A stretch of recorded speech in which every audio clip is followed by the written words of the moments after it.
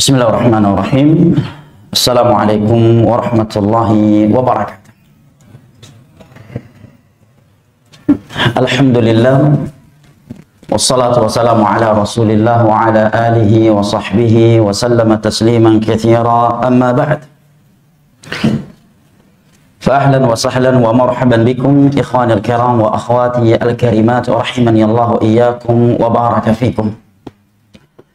Kita bersyukur kepada Allah Jalla wa'ala yang mempertemu dan mengumpulkan kita kembali di rumahnya yang mulia ini dalam rangka at-tawasi bil haqq wa tawasi bis sabr dan at-tafaqquh fid din di antara kita. Maka kita berharap dan memohon kepadanya agar menjadikan kita dari golongan-golongan yang ia firmankan di dalam sebuah hadis qudsi yang diriwayatkan oleh Al-Imam Tirmidzi dengan sanad yang dihasankan oleh Syekh Al-Albani dari Muadz bin Jabal radhiyallahu anhu, di mana Allah Jalla wa ala berfirman, wajabat mahabbati lil mutahabbina fiyya wal mutajalisina fiyya wal mutazawirina fiyya wal mutabathilina fiyya. Sungguh telah wajib cintaku untuk mereka yang saling cinta mencintai sesama mereka karenaku, mereka duduk-duduk berkumpul sesama mereka karenaku, mereka saling kunjung mengunjungi sesama mereka karenaku, dan mereka saling berbagi sesama mereka karenaku. Ikhwan al-kiram wa akhwati al-karimat, rahimani Allah wa iyyakum wa baraka fikum. Biasanya kita membaca kitab Fawaid min qissati Yusuf, untayan-untayan faedah dari kisahnya Nabi Yusuf. Akan tetapi pada kesempatan kali ini, dan juga karena ada salah satu dari Ustadz di Madinah mengirimkan kepada ana sebuah PDF yang berjudul PDF yang ditulis oleh seorang profesor di Fakultas Aqidah di Universitas Jami'ah Islamiyah di Madinah, yaitu Syekh Abdul Karim Isa Ar-Ruhaili, salah satu ulama kita yang sering datang ke Indonesia. Beliau menulis sebuah tulisan terkait wafatnya Syekhuna wa waliduna Al-Ustadz Al-Fadhil Al-Walid Yazid Jawas rahimahullah ta'ala. Beliau berikan judul Basyairul Khairi li Syekh Yazid bin Abdillah Jawas. Artinya wafatnya orang tua kita pada hari kemarin dan disolatkan hari ini tidak hanya menggetarkan jiwa-jiwa asatidzah, para penuntut ilmu dan ikhwah di Indonesia, tapi rupanya juga menggetarkan hati sebagian ulama kita yang ada di kota Madinah dan selainnya. Dan lembaran berikut ini sengaja Anda bacakan karena ini ditulis oleh seorang syekh, oleh seorang profesor jurusan akidah di Jami'ah Islamiyah. Mungkin kalau pujian-pujian berikut ini datangnya dari kita, walaupun itu pantas, mungkin akan ada yang menganggap kita ghulu atau menuding kita terlalu lebay. Tetapi lembaran-lembaran tulisan yang berikut ini ditulis oleh seorang profesor di Fakultas Aqidah dan masih aktif sebagai dekan Fakultas Aqidah di Jami'ah Al-Islamiyah bil Madinah An-Nabawiyah. Dan beliau berikan judul Basyairul Khairi li Syekh Yazid bin Abdillah Jawas rahimahullah. Lembaran-lembaran kebaikan milik Syekh Yazid bin Abdillah Jawas rahimahullah. Baik ikhwan al-kiram wa akhwati al-karimat, rahimani Allah wa iyyakum wa baraka fikum. Kurang lebih ada 11 kebaikan yang beliau sebut di dalam tulisan ini. Sebelum ana membacanya, ana ingin mengingatkan diri ana pribadi sebagai penuntut ilmu agama yang masih dangkal ilmunya, dan segenap ikhwani al-kiram wa akhwati al-karimat yang hadir pada malam yang berbahagia ini dan di mana saja yang dapat mengikuti dan mendengarkan kajian ini. Yang pertama, jamaah yang dimuliakan Allah, hilangnya para ulama adalah musibah besar dan tanda dekatnya hari kiamat, dan adalah sebuah kesedihan yang melanda umat Islam. Di dalam hadis yang diriwayatkan oleh Imam Al-Bukhari dari Abdullah bin Amr bin As radhiyallahu anhuma, Nabi sallallahu alaihi wasallam bersabda, "Innallaha la yantazi'ul ilma 'anil nasi intiza'an walakin yantazi'uhu biqabdhil ulama. Fa idza lam yubqi 'aliman ittakhadha an-nasu ru'usan juhala fasu'ilu fadhallu wa aftau fadhallu wa adallu. Sesungguhnya Allah Jalla wa Ala tidak akan menghilangkan ilmu agama itu dari manusia begitu saja. Tetapi Allah Jalla wa Ala akan menghilangkannya dengan Allah wafatkan para ulama. Tatkala para ulama tidak lagi disisakan oleh Allah Subhanahu wa taala di atas permukaan bumi ini kecuali segelintir kecil, maka manusia mulai menjadikan orang-orang bodoh sebagai tokoh-tokoh yang mereka tokohkan dalam agama mereka. Karena mereka telah ditokohkan, manusia datang meminta fatwa kepada mereka, maka mereka berfatwa dengan kejahilan mereka, adallu wa adallu, maka mereka sesat dan menyesatkan.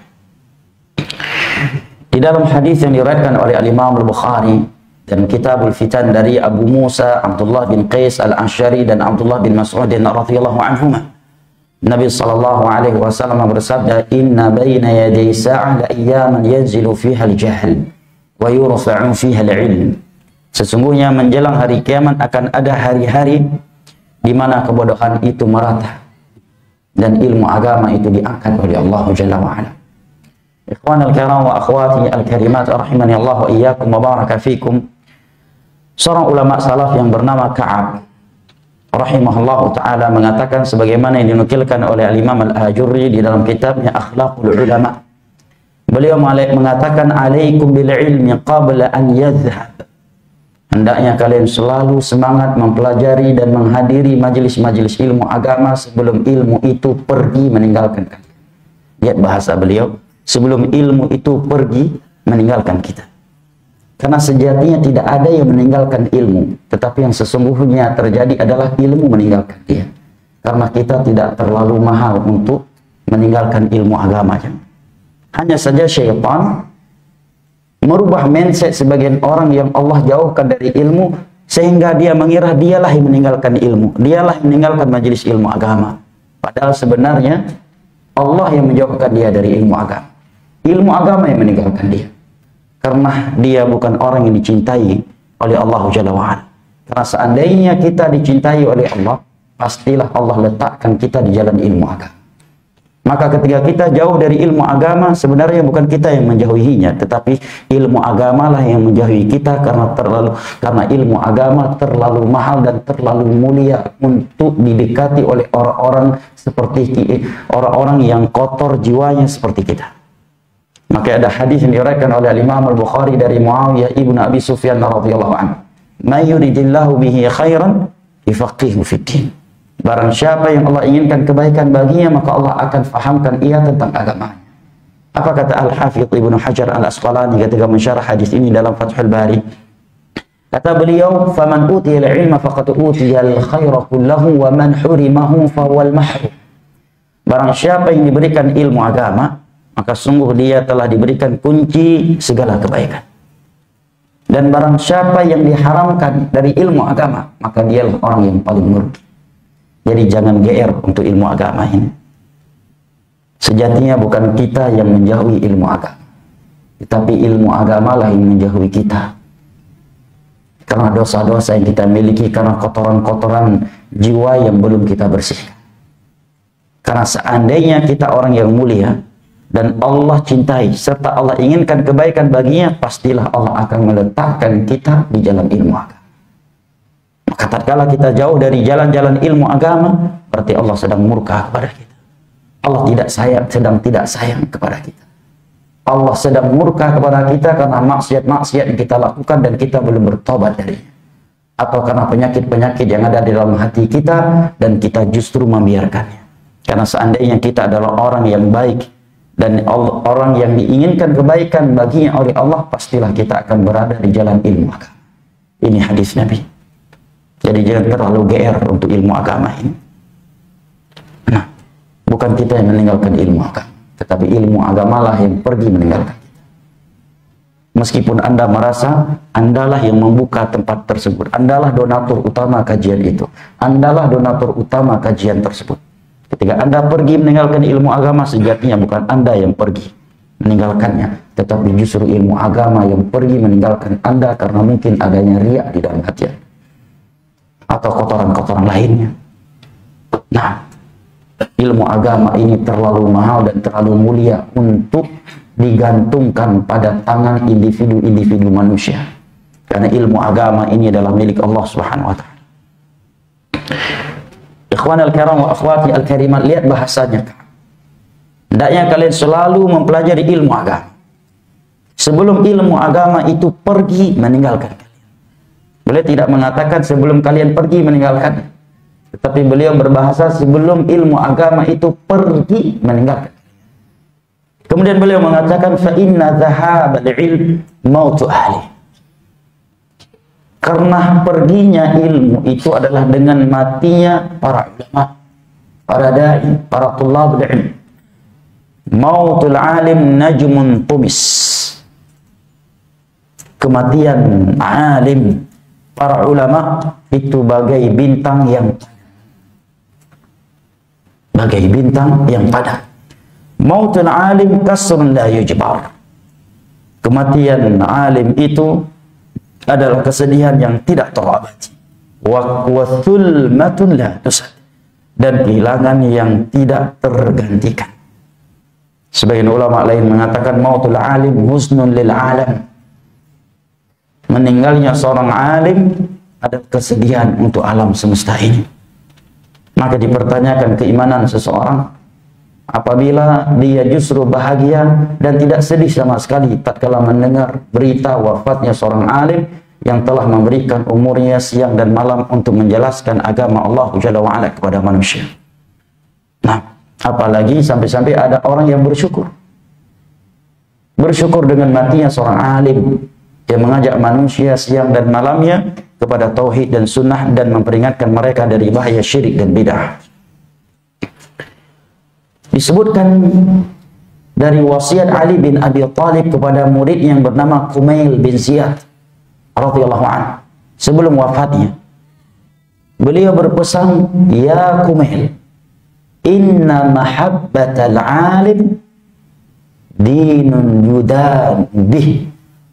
Wahai Kumail, mencintai seorang alim adalah prinsip agama yang harus kamu pegang, yang harus kamu miliki. Nah, jadi bukan sekedar kita suka atau tidak dengan metodenya. Kalau dia alim, kata beliau, merupakan bagian dari agama ini adalah mencintainya. Cinta kepadanya adalah bagian dari prinsip agama ini yang harus dimiliki oleh setiap muslim dan muslimah. Ini diucapkan oleh Ali bin Abi Thalib radhiyallahu anhu di dalam wasiatnya yang sangat masyhur kepada Kumail bin Ziyad radhiyallahu anhu. Ikhwan al-kiram wa akhwati al-karimat rahimani Allah wa iyyakum wa baraka fikum. Di sini Asy-Syaikh mengatakan, aqulu wa 'azzama Allahu ajrana wa ajrakum fi hadhihi al-masa'ib, fi hadha al-musab atau fi hadhihi al-musibah. Semoga Allah Jalla wa'ala membesarkan pahala kita dan pahala kalian, pahala kami dan pahala kalian atas musibah yang menimpa kita ini. Atau fi hadzal musab al-jalil, terkait musibah yang menimpa orang yang mulia ini. Faqad tuwfiya Syekh Yazid rahimahullah. Sungguh Syekh Yazid rahimahullah telah diwafatkan oleh Allah, kata Profesor Abdul Karim bin Isa Ar-Ruhaili, dekat Fakultas Aqidah. Nah, Allahumma askinhu fasih jannatik. Ya Allah, tempatkanlah beliau di dalam syurgamu yang paling luas. Wa asqihi ya Rabbi min haudhi nabiyyik sallallahu alaihi wasallam. Minumkanlah beliau dari telaga nabimu wahai Rabb sallallahu alaihi wasallam. Wa thaqqil mawazinah.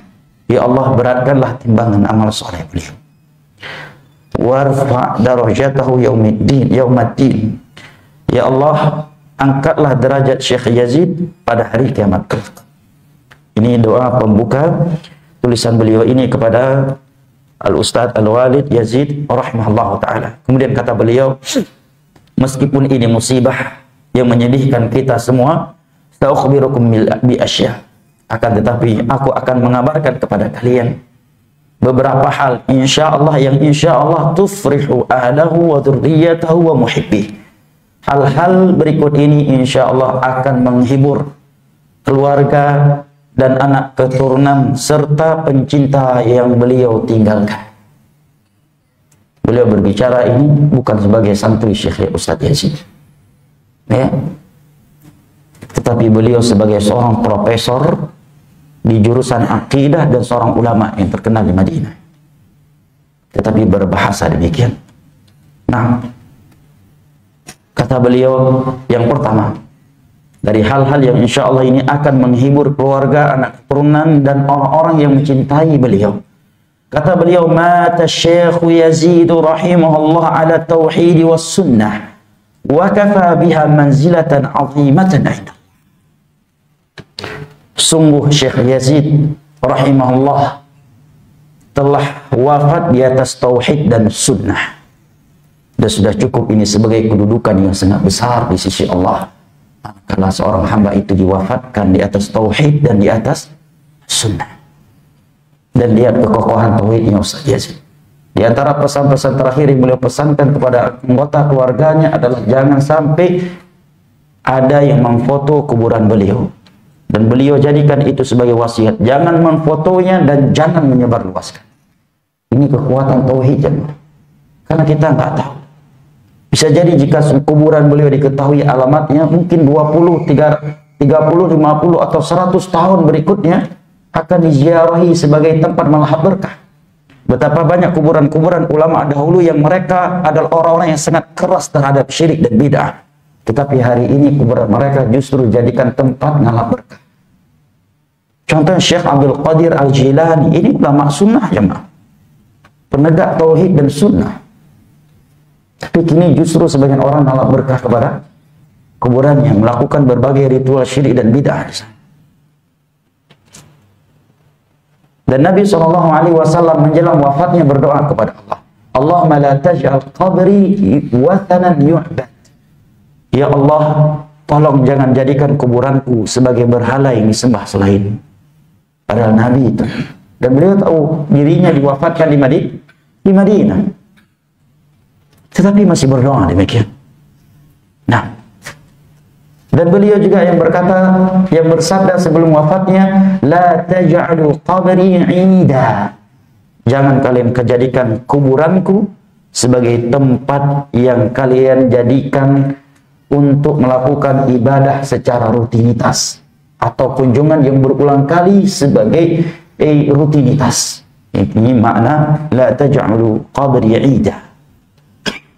Nah, dan jarang-jarang ada seorang ustadz, banyak ustadz yang meninggal di atas tauhid dan sunnah. Tapi jarang kita dapatkan sampai sempat berpesan seperti ini. Jangan sampai kuburannya terfoto, tervideo dan disebarluaskan. Meskipun mungkin yang menyebarluaskannya dengan tujuan baik untuk menjelaskan bahwa inilah kuburan ahli tauhid, tidak ada taburan bunga dan sebagainya. Dan semoga Allah memberikan pahala mereka yang menyebarkan semua sesuai dengan niat mereka. Tapi ini menunjukkan kekuatan tauhid beliau. Nah, kekuatan tauhid yang luar biasa.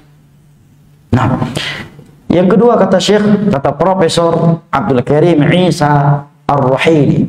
Syekh Abdul Karim ini, jika saya nggak salah ingat, beliau saudara kandungnya Syekh Sulaiman Ar-Ruhaili, yang juga seorang profesor dan imam serta khatibnya Masjid Quba hari ini.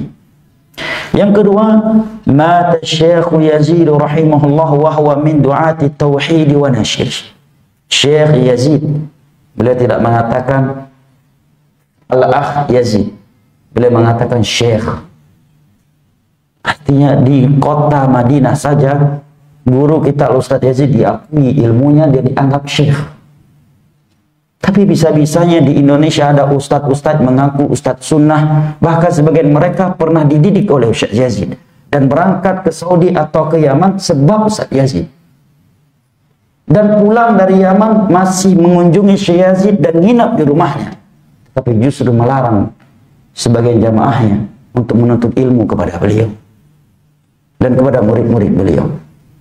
Lihat, ya, sungguh benar apa yang dikatakan oleh Ali bin Abi Thalib, la ya'rif fadlatil fadli illa.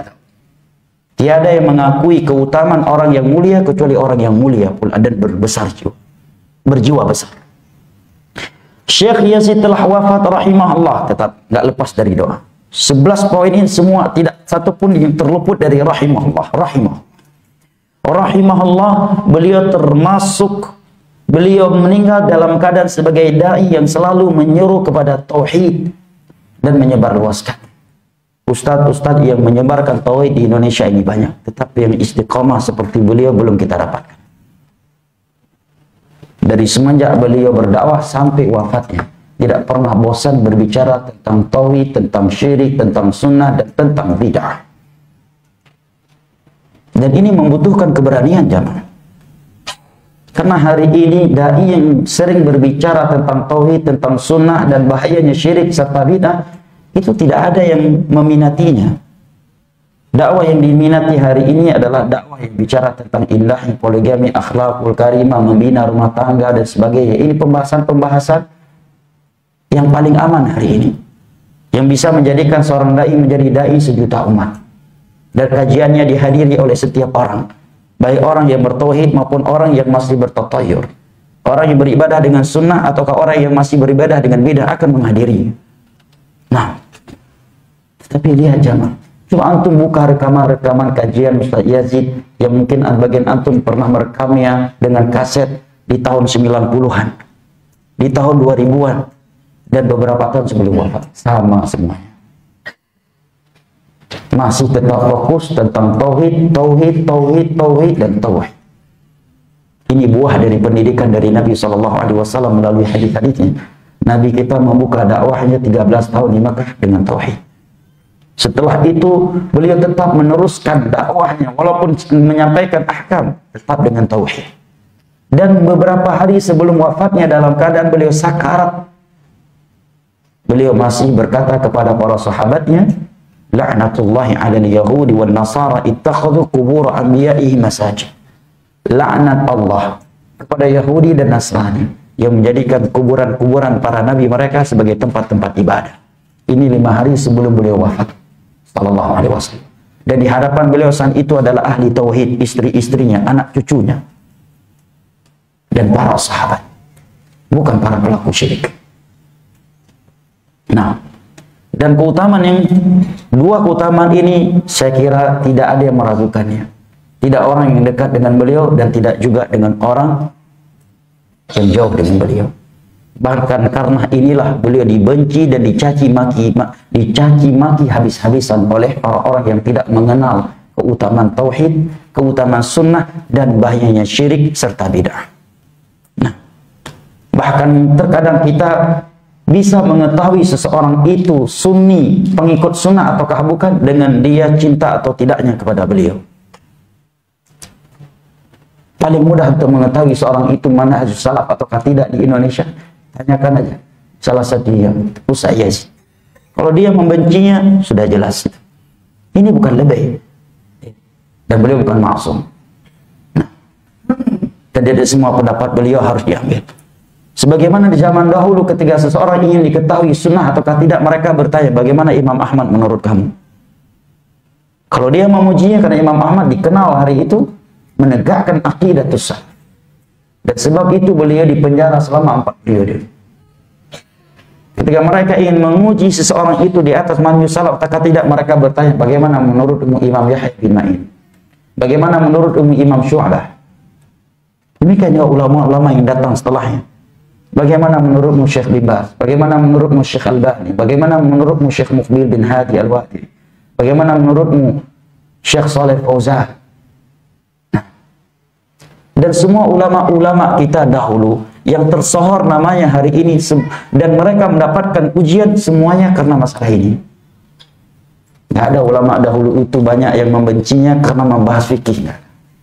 Semua ulama, coba antum sebutkan satu persatu ulama-ulama, anggaplah setelah sahabat, setelah tabi'in dan tabi'ut tabi'in, yang nama mereka sangat tersohor dan sangat terjaga sampai hari ini dalam hati-hati kaum muslimin. Tidak ada satupun kecuali mereka menegakkan tauhid dan sunnah. Kenapa Imam Ahmad lebih kenal daripada yang lainnya? Karena menjaga aqidah Al-Quran kalamullah ghairu makhluk. Sampai-sampai beliau dipenjara 4 periode karena akidah Al-Quran makhluk adalah undang-undang dasar negara saat itu, yang tidak mau meyakininya dipenjara. Sebagian ulama ada di penggal lehernya. Sebagian ulama karena takut dan terpaksa mengucapkan terang-terangan. Di antaranya adalah Ali bin al-Madini, kawan dekatnya Imam Ahmad. Sampai-sampai Imam Ahmad marah padanya, dan ketika beliau dijenguk tidak mau ditemui.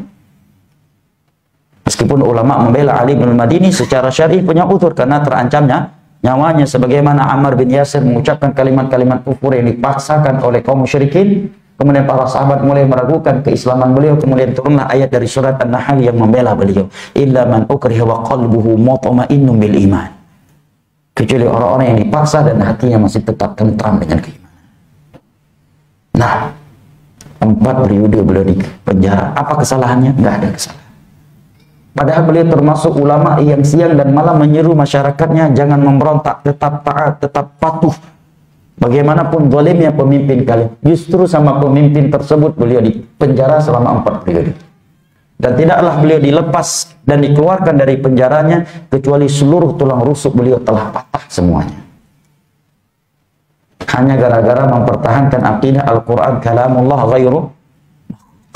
Sebagian ulama yang lainnya seperti Yahya bin Ma'in dan yang lainnya, kawan-kawan dekat Imam Ahmad, mereka bertauriah. Ketika dipanggil oleh penguasa saat itu, ditanya, bagaimana menurutmu Al-Quran? Kalamullah atau makhluk? Maka mereka bertauriah. Sesungguhnya Taurat, Injil, Zabur, Suhuf Al-Quran, semua ini makhluk, wahai Bapak Presiden. Maksudnya semua ini 5 jarinya. 5 jari ini maksudnya. Semua ini makhluk. Sang khalifah mengira semua kitab-kitab di atas. Padahal maksudnya semua jari jemari ini, yang 5 ini. Sehingga lepas dan selamat dari pedangnya penguasa. Imam Ahmad melihat beliau harus terang-terangan karena beliau punya murid yang banyak. Beliau tokoh dan beliau melihat kalau semua mengalah, ini akidah bisa terbenam. Maka beliau tetap mengatakan ketika dipanggil, dihadapkan di hadapan masyarakat. Katakan wahai Imam Ahmad, Al-Quran makhluk. Beliau justru berteriak lantang, Al-Quran kalamullah ghairu makhluk. Maka beliau ditangkap dan dipenjara selama 4 periode. Dan pernah beliau diseret dengan diikat tali, diseret dari belakang onta, ingin dibawa ke Basrah, atau dari Basrah diseret ke Syam atau ke salah satu daerah yang lainnya oleh penguasa di masa itu, diseret. Dan di dalam perjalanan tersebut beliau berdoa, maka dimatikan oleh Allah Jalla wa'ala khalifah yang pertama atau yang kedua. Coba sebutkan mana ulama Islam lainnya yang terkenal bukan karena menegakkan tauhid dan sunnah. Syekhul Islam berulang kali di penjara hanya masalah beliau selalu membahas tentang syirik, tentang bid'ah. Tetapi ketika negara perang melawan Tatar, maka Syekhul Islam dibebasin lagi, ya, agar ada yang memimpin jihad, karena tidak ada yang berangkat jihad kalau nggak ada Ibnu Taimiyah. Ahlul bidah itu nggak ada yang berangkat jihad. Coba untuk melihat, mengaku punya ilmu kebal ini itu bisa memadamkan api, nggak ada yang berangkat ke Palestina, ke Suriah. Jadi relawan ngantar bantuan aja nggak mau ke sana. Tentunya jihad juga ada ya, syarat-syaratnya. Kita nggak berangkat ke sana sebagai jihad karena nggak dapat izin dari pemimpin kita. Salah satu syarat jihad adalah adanya izin dari pemimpin kita yang sah. Syekhul Islam terakhir kali di penjara karena sebuah tulisan beliau. Tahu judulnya apa? Judul tulisan beliau adalah potongan hadis Nabi yang berbunyi, La tushaddur rihal illa ilal masajid salah. Jangan melakukan safar yang jauh dan melelahkan hanya untuk suatu tempat, kecuali hanya untuk 3 tempat. Masjidil Haram, Masjid Nabawi, dan Masjidil Aqsa. Beliau menulis tulisan ini karena kaum sufi di masa itu suka melakukan ziarah-ziarah kubra ke makam-makam yang dianggap sebagai wali, dan khususnya menjelang Ramadan. Beliau tulis ini. Beliau tulis tulisan ini sebagai peringatan untuk kaum muslimin, sebagai bentuk cinta, kasih sayang, dan amanah dalam menyampaikan agama Allah. Ulama bidah marah, mereka mulai memprovokasi Syekh pemimpin, maka pemimpin yang sudah membebaskan Syekhul Islam kembali memenjarakan beliau sampai wafat. Dan beliau wafat di saat beliau sedang membaca surat Al-Qamar Dan ketika beliau sampai di firman Allah, innal muttaqina fi jannati wa nahar. Kemudian ayat setelahnya gimana? Innal muttaqina fi jannati wa nahar fi maq'adi sidqin 'inda malikin muqtadir. Dicabutlah nyawa beliau oleh malaikat. Siapa lagi? Imam Ibn Qayyim, Syekh Muhammad bin Abdul Wahab dikafirkan, dimurtadkan, difitnah dengan berbagai fitnah.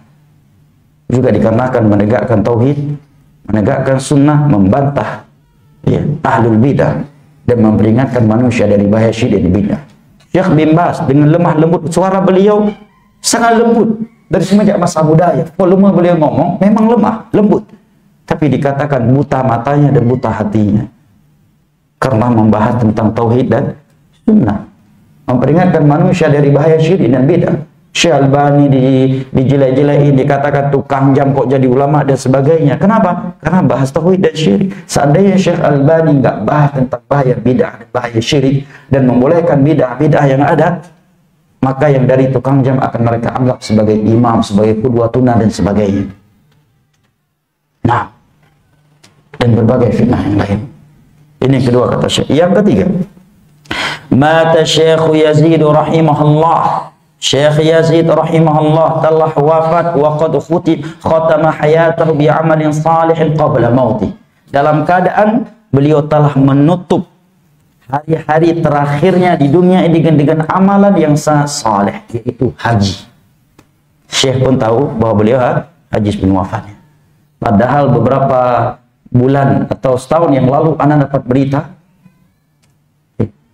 atau kalau nggak salah pas penelponan waktu itu beliau pernah menyampaikan mungkin hanya anak-anak Fatih yang akan berangkat. Makanya begitu kita mendengar berita beliau berangkat dalam keadaan beliau sudah sakit sekian bulan sebelum itu, maka ini pendidikan dari beliau buat kita. Semakin terlihat tanda kematian, mestinya semakin banyak ibadah kita kepada Allah, semakin memaksimalkan ibadah. Karena perjalanan haji jamaah, jangankan bagi beliau yang sudah tua dan sedang sakit berat, bagi kita anak muda dan sehat saja itu luar biasa beratnya. Apalagi haji musim kemarin, termasuk haji yang paling ekstrem. Cuacanya 50 derajat Celcius.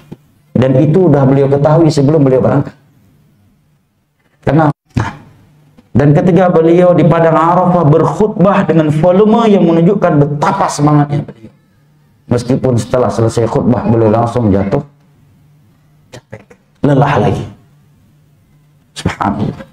Maka Syekh mengatakan, Syekh Yazid rahimahullah diwafatkan oleh Allah dan beliau telah mengakhiri hayatnya dengan amalan saleh sebelum wafatnya, yaitu haji. Dan Nabi SAW bersabda, "Idza arada Allah bi 'abdin khairan ghassalahu qabla mautih." Apabila Allah menginginkan kebaikan kepada seorang hamba, maka Allah akan memandikannya, menyucikannya sebelum matinya. Apa ini maksud menyucikannya sebelum matinya, wahai Rasulullah? Tanya sebagian sahabatnya. Maka Nabi menjawab, yuftahu lahu 'amalun salih baina yaday mautihi hatta yarfa'an. Di mana Allah Jalla wa Ala bukakan untuknya pintu-pintu amalan saleh sebelum dia wafat, sehingga Allah ridha kepadanya. Hadis ini datang dari Ammar bin Hamq al-Khuzai radhiyallahu an dan disahihkan oleh Syekh Al-Albani. Yang keempat kata Syekh, mata Syekh Yazid rahimahullah, tetap tidak lepas dari doa. Dan doa seorang mukmin kepada mukmin yang lainnya menunjukkan kebersihan jiwa, karena orang yang dengki jarang mau mendoakan orang lain. Nah, Syekh Yazid telah wafat rahimahullah waqad hajj, dan beliau telah haji. Wa jazaa'ul hajj jannah, dan balasan untuk orang yang haji adalah surga. Nabi SAW bersabda, beliau memberikan kaidah umum, bukan memvonis individu Syekh Yazid sebagai penduduk surga. Jangan disalah paham. Nah, karena akidah Ahlussunnah wal Jamaah tidak boleh memvonis individu manusia dengan surga atau neraka kecuali mereka yang telah divonis oleh Al-Quran dan As-Sunnah. Selain mereka, maka kaidahnya kata para ulama dalam kitab-kitab akidah seperti Imam At-Tahawi dalam Aqidah At-Tahawiyah adalah narju lil muhsin. Kalau yang meninggal itu orang saleh, maka kita sangat optimis dia mati husnul khatimah dan sebagai penduduk surga. wa nakhafu 'ala al-musyrik. Tetapi kalau dia pelaku syirik, pelaku bid'ah, pelaku maksiat dan dia masih muslim, kalau syirik yang bukan syirik besar tentunya, maksudnya mohon maaf, bukan pelaku pembatal Islam, kita hanya bersikap sangat khawatir kepadanya di alam barzakh. Nah, Nabi mengatakan wal hajjul mabrur laisa lahu jazaa illa jannah. Haji yang mabrur itu tidak ada balasannya kecuali surga. Dia sudah cukup sebagai balasan terbaik. Riwayat Al-Imam Al-Bukhari dari Abu Hurairah radhiyallahu anhu. Hadis ini yang menggugah semangat beliau berangkat haji. Banyak di antara kita lebih muda dari beliau, lebih kaya dari beliau, punya waktu deh. Tapi alasannya anak sekolah, alasannya ini ada proyek, alasannya ada pekerjaan ini dan itu. Beliau sudah haji berulang kali sebelumnya. Dan haji yang beliau lakukan adalah haji sunnah. Dalam keadaan sakit, sudah tua. Sebelum berangkat haji sudah berulang kali jatuh sakit, dirawat ke rumah sakit. Dan berangkat dalam keadaan sakit. Tetap berangkat haji. Ini keutamaannya. Ini yang memotivasi mereka. Nah, yang kelima kata Syekh, mata Syekh Yazid rahimahullah wa huwa minas saimina sinina adada. Syekh Yazid rahimahullah wafat dan beliau telah melakukan puasa beberapa tahun sebelumnya, itu Ramadan, ya, Ramadan kemarin dan ke Ramadan yang lalu. Sedangkan Nabi SAW bersabda, qala Allah azza wa jalla illa sum fa innahu li wa ana jazzi bi. Semua amalan anak Adam untuk dirinya kecuali puasa, aku karena puasa itu untukku dan aku yang akan membalasnya. Riwayat Al-Imam Al-Bukhari dan Muslim. Nabi SAW juga bersabda dalam hadis yang diriwayatkan oleh Imam Muslim dari Abi Sa'id Al-Khudri radhiyallahu anhu, "Ma min 'abdin yasumu yawman fi sabilillah illa ba'ada Allah bidzalika al-yawm wa wajhahu 'anil nari 70 kharifan." Tidaklah seorang hamba berpuasa di satu hari di jalan Allah kecuali Allah akan menjauhkan wajahnya dari api neraka 70 tahun sebelumnya. Nah, 70 tahun perjalanan ke dalamnya dengan puasanya di hari tersebut. Yang keenam kata Syekh, mata Syekh Yazid rahimahullahu ta'ala wa qad taraka dzurriyyatan salihah wa usratan mubarak. Subhanallah, ini yang membuat kita iri. Salah satu dari hal yang ana sendiri berdoa kepada Allah agar Allah memberikan hal yang seperti dan yang lebih baik dari itu. Syekh saja mengakui jemaah. Karena enggak semua ulama sekalipun diberikan nikmat yang seperti ini. Apa kata Syekh? Syekh Yazid wafat rahimahullah dan beliau telah meninggalkan anak keturunan yang saleh. Anak beliau Ustadz Fatih, termasuk di antara alumni terbaik dari Libya. Anak beliau juga pernah mengambil juara internasional menghafal hadis Nabi di Saudi Arabia. Sebagiannya sekarang sebagai penuntut ilmu agama di kota Nabi SAW. Istri beliau adalah kakak dari guru kita, Ustadz Badrus Salam. Nah, siapa yang gak iri dengan keutamaan seperti ini? Mana anak beliau yang tidak di atas tauhid dan sunnah? Tidak ada. Nah, ini kemuliaan dari Allah. Banyak ulama yang kita lihat yang jauh lebih senior, lebih berilmu daripada Syekh Yazid, enggak semua diberikan keutamaan. Bahkan tidak semua sahabat Nabi diberikan anaknya sebagai alim. Hanya beberapa sahabat Nabi diberikan anak keturunan yang sahabat. Dan contohnya Umar, anaknya Abdullah, ya, Zubair bin Awam, anaknya Abdullah bin Amr bin As, anaknya Abdullah. Sahabat yang lain banyak yang anaknya bukan sahabat. Bahkan ulama di masa ini, saya tidak ingin menyebutkan nama-nama mereka, ada di antara mereka meninggal, tidak ada satupun dari anak-anak yang menjadi ulama, yang menjadi pengajar ilmu. Bahkan ulama-ulama tersohor yang sudah wafat, nah, anaknya tidak ada yang meneruskan ilmunya. Ini karamah dari Allah, ini murni dari Allah Subhanahu wa ta'ala. Meninggalkan anak keturunan yang saleh, wa usratan mubarak, dan anggota keluarga yang semoga Allah memberkahinya. Kemudian Syekh tegaskan kembali, wala nusaki 'ala Allahi ahad. Kita tidak mensucikan seseorang dengan melangkahi Allah tentunya. Maksud ini yang kita lihat dan ini yang kita nilai secara zahir. Masya Allah. Justru tadi ketika kita hendak melakukan salat jenazah beliau, justru putra beliau yang berdiri dengan tegar mengingatkan jangan hulu terhadap beliau. Jangan foto-foto, jangan video-video. Justru anaknya yang berkata tegas seperti itu. Siapa yang mendidiknya kalau bukan beliau? Hah? Dari mana dia mendapatkan ketegasan dan kekokohan seperti itu kalau bukan dari ayahnya rahimahullah ta'ala? Maka Syekh Sajjad, beliau seorang ulama padahal. Syekh Abdul Karim Ruhail, profesor akidah. Biasanya masyayikh yang jangankan masyayikh ya, saya lihat di Yaman guru-guru akidah itu jarang lebay. Bahkan sulit sekali memuji orang kecuali orang yang benar-benar dia ketahui kemuliaannya.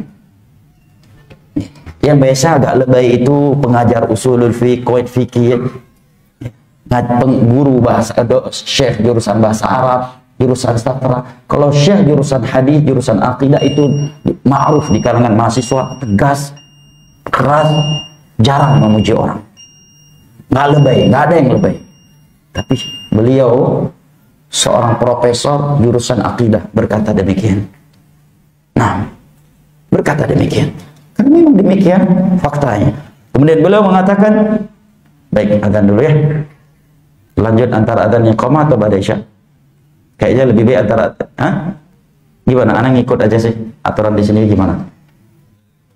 Antara adzan yang qamah aja ya, biar kita lebih lepas ya, lebih nyaman pada isya. Kita mau langsung pulang dan sebagainya ya.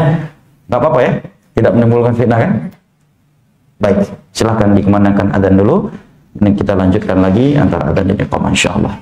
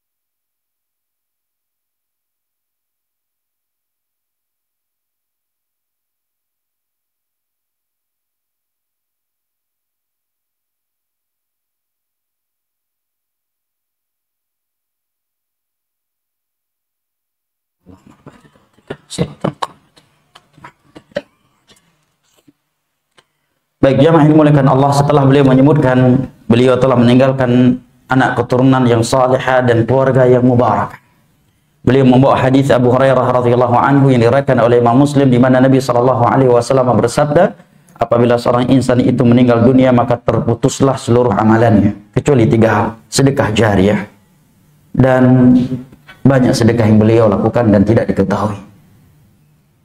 Beliau pernah menyumbang uang pribadi yang jumlah yang lumayan banyak untuk saudara-saudara kita di Palestina dan Suriah. Dan menjelang hari-hari ini baru dibongkar. Kalau Ustadz Ahmad Zainuddin Al-Banjari hafizallahu juga bercerita, kata beliau ini rahasia, tapi karena beliau sudah wafat, anak sampaikan. Ketika saya membangun pondok pesantren, beliau menelpon anak, Ustadz Ahmad, saya ada sedikit kemudahan, minta nomor rekeningnya untuk pembangunan pondok antum. Biasanya sebagai dai dengan dai lain justru saling iri dan saling dengki dan saling menguatkan pondoknya masing-masing dan melemahkan yang lainnya. Tidak demikian dengan ustadz yang satu ini.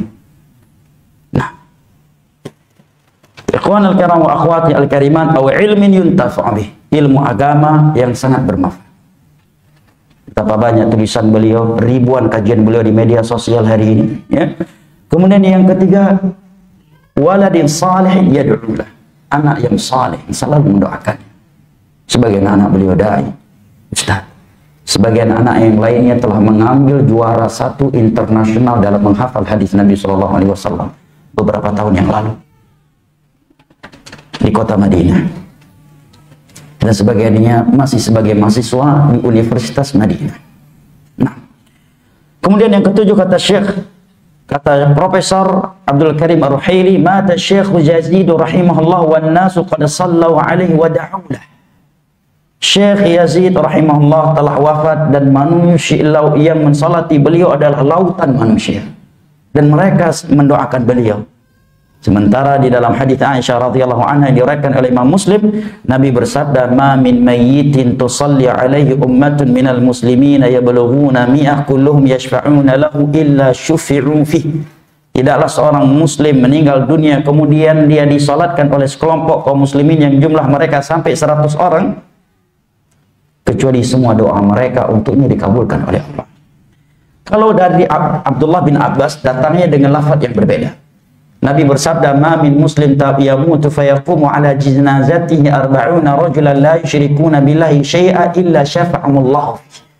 Tidaklah seorang muslim meninggal dunia kemudian jenazahnya disalati oleh 40 orang yang tidak melakukan syirik, bukan pelaku syirik, ahli tauhid, kecuali pasti Allah mengabulkan doa-doa mereka untuknya. Berapa ribu ahli tauhid yang mensalatkan beliau tadi siang jemaah, sampai ke jalan-jalan halaman di luar masjid, enggak. Bahkan setelah dimakamkan tidak putus-putus orang datang mensalatkan jenazah beliau di kuburannya, dan itu salah satu sunnah Nabi bagi orang yang terluput dari salat jenazah terhadapnya di dalam masjid. Tidak putus-putus orang datang, tidak ada henti-hentinya orang datang melakukan salat jenazah di kuburan. Nah, ikhwan al-kiram wa akhwati al-karimat rahimani Allah wa iyyakum wa baraka fikum. Yang ke-8 kata Syekh, mata Syekh Yazid rahimahullahu taala wan nasu tashhadu lahu bil khair. Syekh Yazid rahimahullah telah meninggal dan manusia mempersaksikan beliau dengan kebaikan. Dan ini dari tanda-tanda kebaikan. Nabi SAW bersabda, ketika ada mayat yang lewat, jenazah lewat kemudian dipuji oleh para sahabatnya, maka Nabi mengatakan, wajabat, dia akan mendapatkan kebaikan atas pujian kalian. Dan tatkala ada jenazah lewat kemudian dicela oleh orang lain, maka Nabi mengatakan wajabat, dia akan menjadi jelek seperti pujiannya ini. Umar bin Khattab radhiyallahu anhu bertanya, apa ini maksud dengan wajabat wahai Rasulullah? Nabi mengatakan, kalian memujinya, maka wajabat untuknya, wajib untuknya surga. Yang ini kalian mencelanya, maka wajib untuknya neraka. Antum syuhadaullah fil ardh. Kalian kaum muslimin adalah saksi-saksinya Allah di atas permukaan bumi. Bahkan kebaikan beliau tidak hanya dipersaksikan oleh para ahli tauhid di Indonesia, bahkan dipersaksikan oleh profesor-profesor pengajar Masjid Nabawi. Ya. Dan dekan Fakultas Aqidah oleh imam dan khatib Masjid Kuba, pengajar Masjid Nabawi dan dosen senior di Jamiah Islamiyah Syekh Sulaiman Ar-Ruhaili, dan masih yang lainnya. Nah, yang ke-9 kata Syekh, mata Syekh Yazid rahimallahu ta'ala wa huwa marid. Syekh Yazid rahimallahu ta'ala meninggal, wafat dalam keadaan beliau sedang sakit. Dan sakit adalah penghapus dosa dan pengangkat derajat. Beliau pun menyebutkan hadisnya. Yang ke-10, untuk menghemat waktu saya singkat. Mata Syekh Yazid rahimahullahu ta'ala wa huwa mubtun. Syekh Yazid rahimahullah meninggal karena rasa sakit yang ada di dalam perutnya. Sakit apa yang menimpa beliau jemaah? Dalam sebutan medis? Hah? Ya, beliau ada GERD yang membuat beliau jatuh sakit seperti itu, apa sebutannya? Tumor ya di bagian ginjalnya ya. Dan sakit perut itu luar biasa aja. Karena diceritakan oleh salah satu teman yang pernah merasakannya, sampai-sampai beliau disuntik heroin, teman anak ini, biar nggak merasakan rasa sakit itu.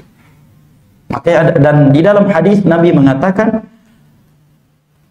bahwa orang yang mati karena rasa sakit di dalam perutnya termasuk orang yang syahid. Hadis riwayat Imam Muslim. Ya.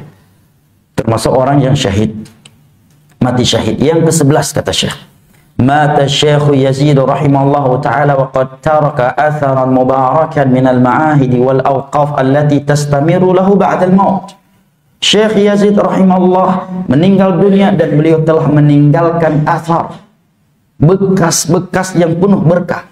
Begitu banyak ma'had, wakaf-wakaf yang terbangun disebabkan beliau, dan ini akan menjadi pahala jariah yang terus-menerus mengalir kepada beliau setelah wafatnya.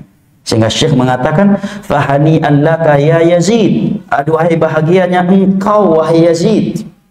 Kata Syekh Profesor Abdul Karim Ar-Ruhaili, faqad tarakta waladan khalidan laka ila yaumil qiyamah. Engkau telah meninggalkan anak keturunan yang akan abadi sampai hari kiamat. Insya Allah. Ya.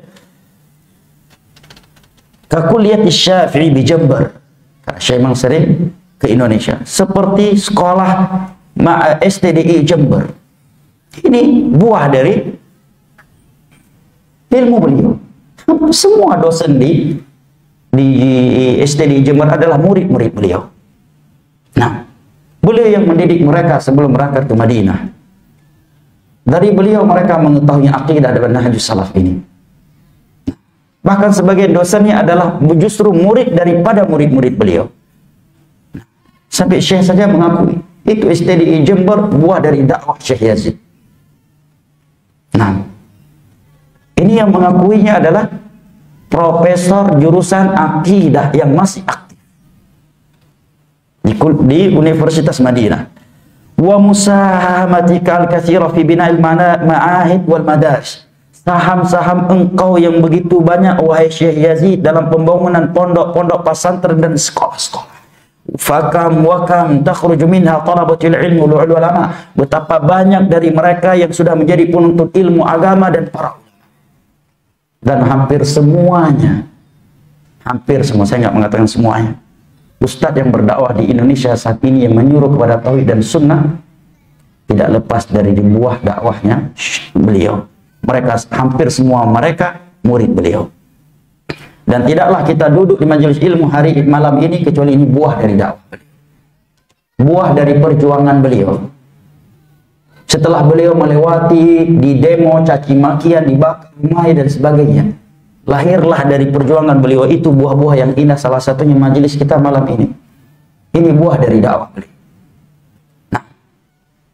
Ikhwan al-kiram wa akhwati al-karimat rahimani Allah iyyakum wa baraka fikum. Sampai ulama Madinah saja mengakui hal ini dan menyebutnya. Kata beliau, hadza wa rabbis sama. Ini saya katakan dengan bersumpah dengan nama Allah. Ini berkata demikian profesor akidah. Bukan profesor fikih, bukan profesor sastra Arab. Profesor akidah. Wa rabbis sama, demi Allah yang telah menciptakan langit, huwal kanzul khalid lak.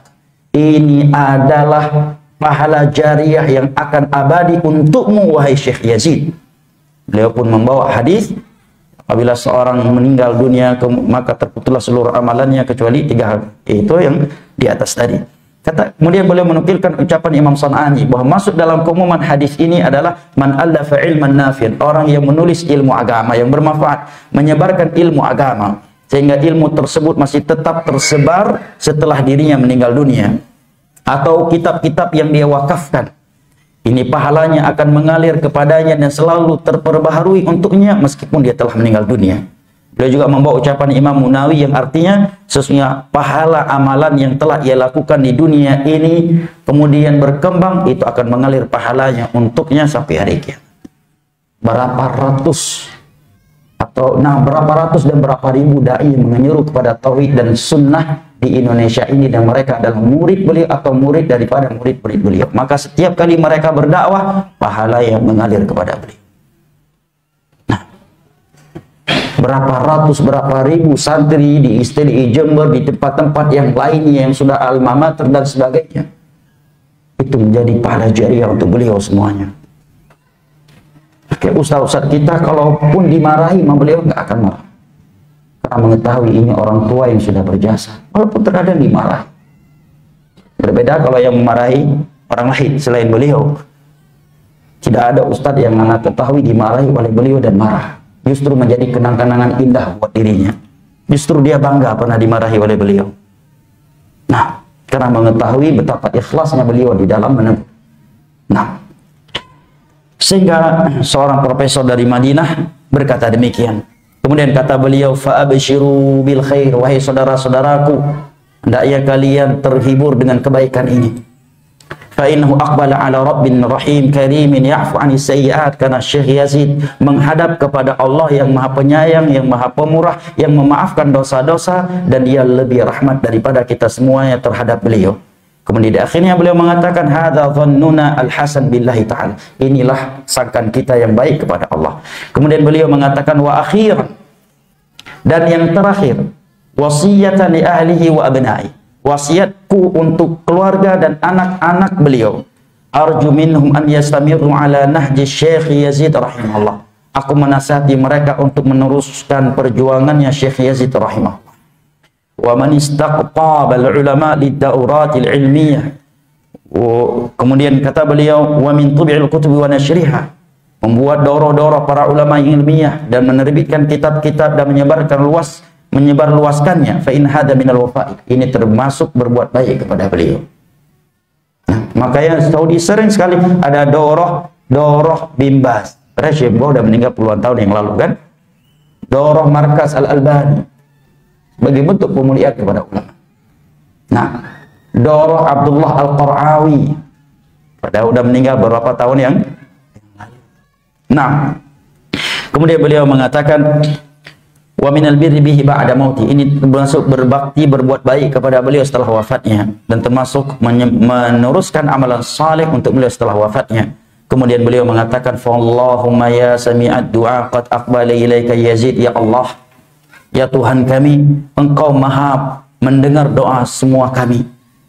Qad aqbala ilaika Yazid, Syekh berdoa, ya Allah yang maha mendengar semua doa, telah menghadap kepadamu Yazid rahimahullah.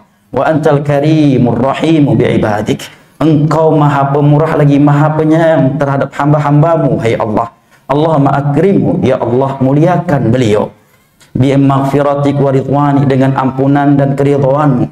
Allahumma ja'alhu fi 'ali janani, ya Allah jadikanlah beliau di tempat yang paling tinggi di dalam syurgamu. Allahumma wa akrimhu wa an yakuna tahta liwa'i rasulik sallallahu alaihi wasallam liwa'il hamd, ya Allah muliakanlah beliau dengan Engkau letakkan ia di bawah bendera Rasulmu, bendera kemuliaan. Ini ditulis oleh Syekh Dr. Profesor Abdul Karim bin Isa Ar-Ruhaili hafizahullah ta'ala. Sedangkan Syekh Sulaiman rahimahullah ta'ala, saudara kandungnya Syekh ini, beliau mengatakan di Twitter beliau, tufiya akhi, hari ini saudari aku. Biasanya Syekh itu kalau nggak terlalu dekat nggak ngomong akhi, paling mengatakan salah satu dari saudara kita. Ini kebiasaan Syekh yang kita ketahui ketika kita duduk sama mereka. seakan-akan itu saudara kandungnya. Tufiya akhi, telah wafat saudaraku, al-ustadz al-syekh Yazid Jawas, min daulati Indonesia, dari negeri Indonesia, wa huwa min awailil mujahidin bil ilm. Beliau merupakan salah satu mujahid yang paling sangat senior di dalam berjihad dengan ilmunya, di dalam menyebarluaskan manhajus salaf, mendakwahkan kepada tauhid. Ya, keistiqomahan dan keberanian Ustaz Yazid dalam mendakwahkan tauhid diakui oleh profesor kota Madinah. Ini profesor, pengajar Masjid Nabawi.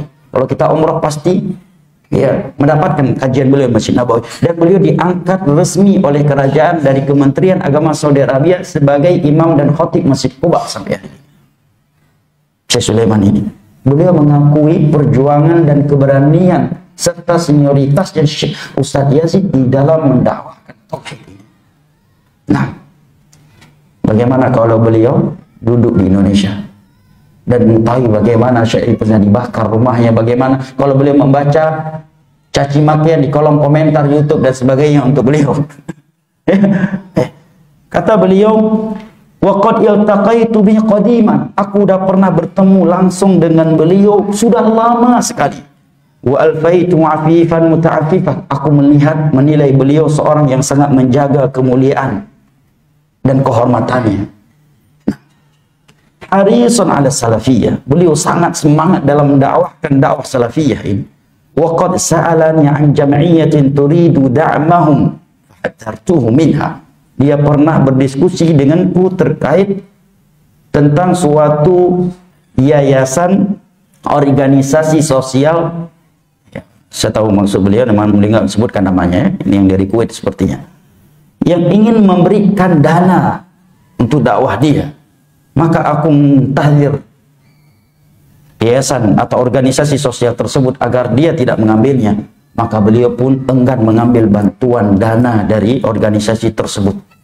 Saat itu kata beliau, rahimallahu rahmatan wasiyah wa ghafara lahu wa ja'alahu muna'aman fi qabrihi wa kutubihi wa ahli firdausil a'la. Beliau berdoa untuk beliau, kemudian beliau mengatakan semoga Allah membesarkan pahala keluarga dan salafin semuanya di Indonesia dan seluruh permukaan bumi.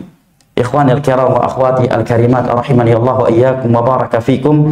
Ana sangat terkesan dengan beliau, padahal ana belum pernah nyantri sama beliau, dan ana tidak pernah bertemu secara fisik kecuali sekali dengan beliau pada musim haji. Di dalam kemah beliau disambut sampai diantar keluar.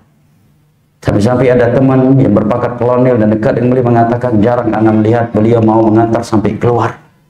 Tapi ana sangat terkesan dengan beliau. Setelah itu hanya penelponan. Dalam hati ana tadi ketika sholat, kalau ana tidak pernah nyantri dan bertemu hanya sekali, setelah itu hanyalah penelponan, bisa sedih seperti ini. Lalu bagaimana dengan orang-orang yang pernah nyantri sama beliau dan duduk lama dengan beliau dan pernah menjadi orang dekat? Ya, ini ana sebutkan tanggal 28 Januari tahun 2020 beliau WA ana. Di saat itu ana sedang membutuhkan dan sangat berharap ada seorang syekh atau ustadz yang nelfon ana memberikan semangat, memotivasi. Di saat ana sedang dipersekusi, mendapatkan ancaman dan kajian dibubarkan di sana dan di sini. Nah, beliau WA, saya bacakan ya. Ini tanggal 28 Januari 2020. Ini awal mula beliau WA ana. Komunikasi pertama dengan WA. Assalamualaikum Ustadz Farhan, bagaimana kabarnya? Sebenarnya yang terjadi di masjid ente apa inti masalahnya? Masjid itu punya jamaah ente atau punya mereka? Anda jawab karena nggak tersimpan nomor beliau. Waalaikumsalam, afwan, dengan siapa ini? Ya, jawaban orang yang tawadhu, yang tidak memuliakan dirinya. Apa jawabannya? Yazid Jawas Bogor. Kalau orang yang ingin diustadkan, saya Ustadz Al-Fadhil Yazid Jawas. Ya. Beliau mengatakan Yazid Jawas Bogor. Kemudian, anak pun kemudian beliau telepon. 1 jam lebih. Beliau memotivasi, memberikan semangat, wallahi menetes air mata. Tidak ada satupun ustadz yang menelpon ana saat itu dan WA langsung secara japri memotivasi di saat itu. Ana benar-benar membutuhkan motivasi yang seperti ini kecuali beliau. Bahkan sebagian yang lain justru mengkritik dan nyinyir Bahkan ada yang memberikan pesan melalui muridnya, sampaikan ini kepada Farhan. Nabi Nuh saja ditegur oleh Allah karena dakwah begini, maka ya rubah gaya dakwah. Kita menerima itu, tapi dalam kondisi yang terpuruk terkadang kita agak berat menerima kata-kata seperti itu. Mungkin kita kurang ikhlas ya kan. Kalau Nabi digituin mungkin berat. Ini ada ustaz malah yang ngomong gitu. Makanya kalau turun gunung itu banyak bertanya kepada yang lebih senior terlebih dahulu. Ada yang seperti itu, dan sampai ke anak bahasa-bahasa seperti itu. Cuma ustadz yang dianggap keras ini yang ana lihat paling lembut hatinya dan paling perhatian kepada ustadz-ustadz muda. Banyak orang menganggap beliau keras, ya. Tapi ana belum melihat ada orang yang perhatian seperti beliau. Beliau telepon lebih dari 1 jam. Setelah beliau telepon, beliau WA lagi setelah itu. Apa WA-nya? Antum lihat. Antum simak. Setiap kejadian yang menimpa kita dan dakwah yang ini pasti ada hikmahnya. Kata Imam Ibnu Qayyim, al-haqqu mansur walau mumtahan. Kebenaran itu pasti menang meskipun setelah mendapatkan banyak ujian. Yang hak pasti diuji dan pasti menang. Kita pasti akan diuji oleh Allah. Kita ikhlas, jujur atau tidak di dalam berdakwah di jalannya. Kita wajib berhusnudzon kepada Allah dan sabar atas ujian ini. Dakwah di Aceh pasti berkembang. Kita wajib sabar, sabar dan sabar. Sibukkan diri kita dengan baca kitab-kitab para ulama minimal 4 jam. Beliau nggak mengatakan baca kitab-kitab saya. Dan kalau beliau berkata demikian, itu tepat. Kan memang kitab-kitab beliau sangat bermanfaat. Tidak sama sekali. Beliau mengatakan sibukkan diri kita dengan baca kitab-kitab para ulama minimal 4 jam. Kita baca dalam sehari, dalam hati anak, wah ini berat ini. Tapi nggak apa-apa, sami'na wa ta'na dulu, walaupun kita pemalas, bukan orang yang rajin. Sibukkan, kata beliau, baca. Ya, di sini ini baru beliau, karena sedang membahas tentang ini, beliau meskipun baca buku ana menuntut ilmu dan jalan menuju surga. Kita wajib semangat dalam belajar dan dalam berdakwah di jalan Allah. Jangan lemah ente, jangan putus asa ente. Doa dan zikir terus. Apa yang Allah takdirkan untuk kita, itu yang terbaik untuk kita. Allah bersama orang-orang yang sabar. Subhanallah, ya. Kemudian juga ketika kejadian alamiah, anak WA beliau malah menjawab Waalaikumsalam warahmatullahi wabarakatuh. Alhamdulillah baik. Hari Ahad, waktu itu perjanjian untuk berjumpa. Hari Ahad nanti ente datang aja dengan utusan ente ke kajian di Masjid Ijo Cilangkap. Nanti setelah kajian kita ngobrol di ruangan khusus di masjid. Nah, dalam hati anak, orang kecil seperti anak ini mau beliau khususkan waktunya dengan umur beliau yang begitu tua, kesibukan yang luar biasa dan fisik kondisi kesehatan yang kurang sempurna. Dan anak bilang, alhamdulillah Ustaz, jazakallah khair Ustaz. Anak nggak punya utusan Ustaz. Anak bilang, ya anak akan atur insyaallah. Soalnya ada waktu kajian duha waktu. Kemudian kata beliau, kalau ente mau ketemu anak mesti, dan seterusnya ya. Beliau sebutkan beberapa tempat untuk bertemu. Dan waktu itu ketika beliau memberikan nasihat itu, ana merasa seperti dapat angin segar dan suntikan vitamin yang luar biasa. Nah, suntikan vitamin yang luar biasa. Dan nasihat yang seperti ini di waktu yang seperti itu luar biasa pengaruhnya jemaah. Itu luar biasa pengaruhnya. Nah, maka apa yang telah kita baca tentang beliau di atas tadi mudah-mudahan menjadi bahan renungan buat kita semua jemaah. Terlebih lagi seperti beliau tadi ya, haji. Sampai ini menggetarkan hati ulama di Madinah. Ini gambar, bukan gambar beliau ya, tapi bagaimana beliau di padang Arafah ya, dalam keadaan memasang impusnya ya. Di padang Arafah 2 impulsnya. Nah, ya. Kemudian di Muzdalifah, padahal Muzdalifah kalau sakit kan bisa orang meninggalkannya, ada uzur. Ya cuma lewat, ya kan? Kecuali Arafah, mau nggak mau tetap bertahan lama. Tetap beliau wukuf di Muzdalifah, beratapkan langit, panas 50 derajat Celcius. Seperti orang yang masih sehat dalam keadaan membawa impus ke Muzdalifah. Padahal kalau kita malas, bisa aja lewat, cuma sekedar lewat. Ada udzur syar'i, sakit. Beliau tetap iktikaf di padang pasir Muzdalifah beratapkan langit dengan cuaca 50 derajat Celcius. Makanya Nabi bilang tadi, lembaran-lembaran kebaikan yang disebutkan oleh Syekh Profesor Abdul Qadir Ruhaili tadi, ini pantas untuk kita baca, ya. Dan ini bukan ghulu dan lebay terhadap beliau. Nah, kata Ali bin Abi Thalib, la ya'rifu fadli hadhil fadli illa Allah. Tidak ada yang mengakui kemuliaan orang yang mulia kecuali orang-orang yang mulia dan berjiwa besar. Nah, beberapa waktu yang lalu ada salah satu ustadz di Indonesia dan mantan murid beliau yang pernah membuat surat dan persaksian bahwa Ustadz Yazid sesat dan menyesatkan, dan saya berlepas diri dari kesesatan beliau. Padahal dia pernah salah satu dari murid yang dididik oleh Syekh Ustadz Yazid di tahun 90-an. Kemudian berangkat ke Yaman dan pulang menjadi dai. Dinasihati oleh seorang ustadz, antum ustadz datangi itu Ustadz Yazid, beliau udah sakit parah sekarang. Jangan sampai beliau meninggal antum belum sempat minta maaf, antum akan menyesal nanti. Beberapa ustadz lain yang tulis ikut tanda tangan pernyataan itu, mereka udah pernah mendatangi beliau meminta maaf dan mereka dimaafkan oleh beliau. Apa jawaban ustadznya? Allah yashfi. Semoga Allah menyembuhkan beliau, jangan sekarang lah. Sekarang beliau udah wafat, belum sempat minta maaf. Bukan ahli bidah. Kalau orang yang mencela beliau karena kejahilan dari orang awam, ana yakin 1000% beliau akan memaafkan, karena kita tahu beliau. Kecuali orang yang mencela beliau dengan ilmu, apalagi orang yang pernah dididik oleh beliau, belajar di tangannya tahun 90-an, kemudian berangkat ke negeri ulama, kemudian pulang masih mampir ke rumahnya, bermalam di rumahnya, diberikan makan sehari 3 kali di rumahnya sekian hari, justru membuat pernyataan, saya bersaksi akan kesesatan Yazid bin Jawas dan saya berlepas diri dari kesesatannya. Dinasihati oleh sebagian ustaz beberapa waktu yang lalu. Tuh saya Yazid hampir meninggal, antum datangi beliau sebelum antum menyesal nanti di hari kiamat. Masih mempertahankan gengsinya, egoisnya masih dipertahankan. Ya jangan sekarang lah, Allah yashfi.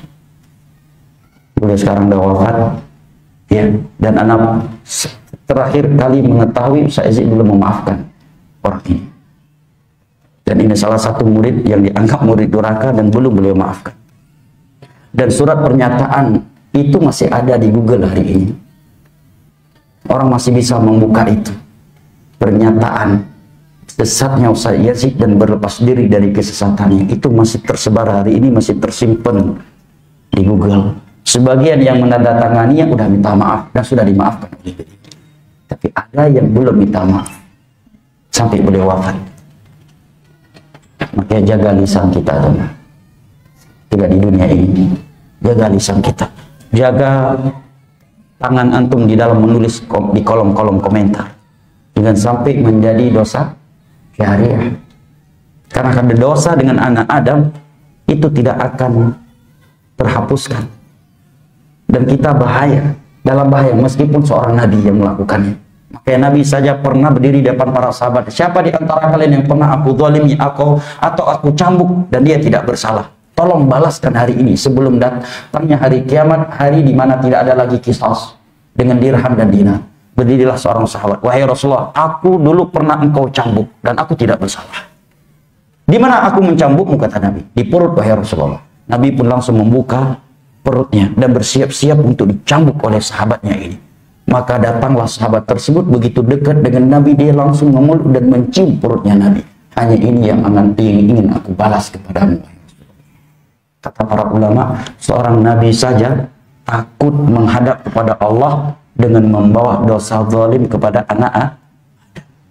Apalagi mengatakan Ustaz Yazid sesat, menyesatkan, dan kami berlepas diri dari kesesatannya setelah dididik sekian tahun di tahun 90-an, dan pulang dari negeri ulama, nginap di rumahnya sekian hari, diberi makan-makan, disediakan minum, disediakan tempat tidur, gak berani minta maaf. Bahayanya sifat sombong, bahayanya sifat egois. Gengsi itu terkadang menjadi pintu menuju neraka bagi sebagian orang meskipun dia cerdas dan menghafal ribuan hadis. Mudah-mudahan yang sedikit ini bermanfaat, dan semoga Allah Jalla wa'ala kembali mempertemukan kita dengan beliau di dalam syurganya ma'an nabiyyin wa siddiqin wa syuhada'i wa salihin wa hasna ulaika rafiqa innahu waliyyu dzalika wal qadiru alaih wa sallallahu ala nabiyyina Muhammad wa ala alihi wa sahbihi wa sallam wa akhiru da'wana alhamdulillahi rabbil alamin wassalamu alaikum warahmatullahi wabarakatuh.